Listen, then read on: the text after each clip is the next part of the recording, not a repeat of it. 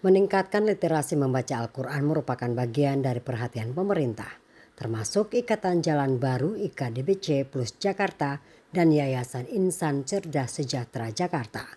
Bentuk komitmen dan kepedulian dalam mencerdaskan generasi Islam di wilayah Maluku lewat literasi membaca Al-Quran diwujudkan pada Gerakan Wakaf Al-Quran tahun 2025. Sebanyak 24.000 eksemplar Al-Quran diserahkan IKDPC Plus Jakarta dan Yayasan Insan Cerdas Sejahtera kepada masyarakat Maluku yang diterima Gubernur Maluku Hendrik Lewerisa.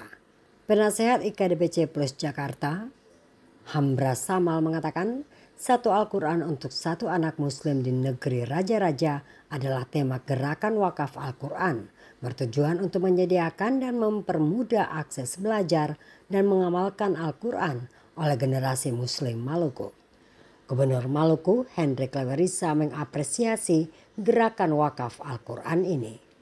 Penyerahan secara simbolis 24.000 wakaf Al-Quran IKDPC Plus Jakarta dan Yayasan Insan Cerdas Sejahtera kepada pemerintah Provinsi Maluku diwarnai juga dengan pemberian santunan kepada anak-anak yatim piatu dari sejumlah panti asuhan di Kota Ambon dan buka puasa bersama.